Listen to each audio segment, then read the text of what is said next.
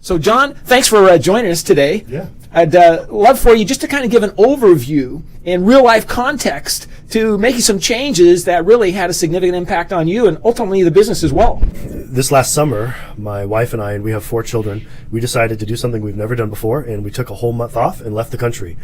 And in the past, when I've taken time off, it's kind of a mix. I check in, I do a little bit of work while I travel, at the bare minimum, return emails, and this trip was going to be different. I was going to completely unplug. In fact, as a family, we were referring to it as more of a sabbatical, kind of a pulling back from work, from all the different kinds of things that I'm involved in. And so I started realizing that if I was going to do that, and I was going to come back to any level of sanity, I needed to hand off some things before I left. And that became pretty apparent a few months out before we left.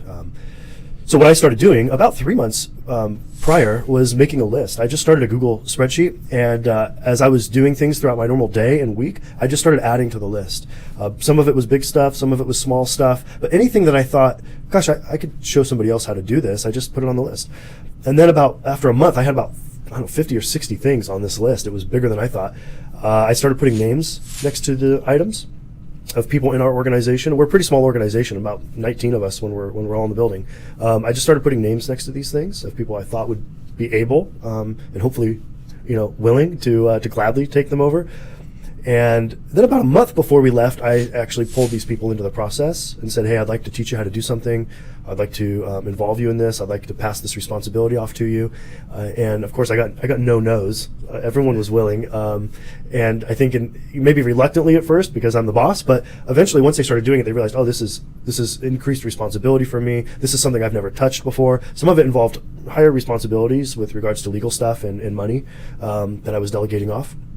And I realized the benefit sooner than I expected, because about 3 to 4 weeks before leaving, most of these people were already doing the things I had delegated to them.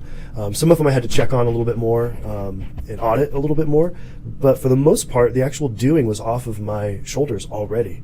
So some of that margin I experienced on the front end even. Coming back, I was able to get back into my normal flow and responsibilities much faster. In the past, when I've traveled, I've calculated that it kind of takes me about a full day to catch up for every week that I'm out.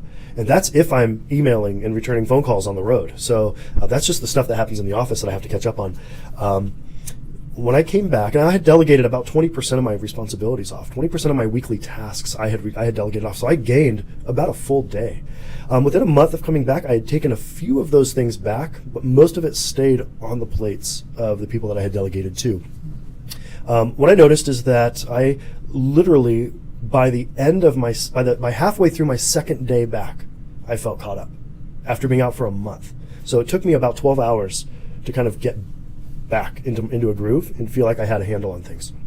And then I was able to fill that time, that margin, with some things that were more strategic.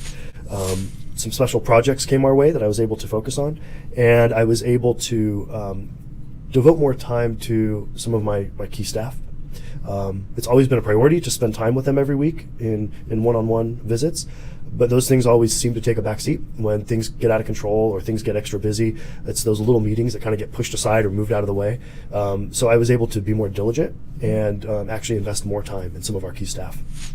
Well, Jon, I really appreciate you taking a little bit of time out of your day to share with us. This is exactly the kind of thing we encourage executives to do, that frees them up by delegating other tasks that they really, in all reality, shouldn't be working on. So when I heard Jon's story, I thought this is one that we want to capture. So Jon, thank you so much for your time. We really appreciate it. Thanks. Great. So what was it like for you after you came back from having that month-long sabbatical? Yeah.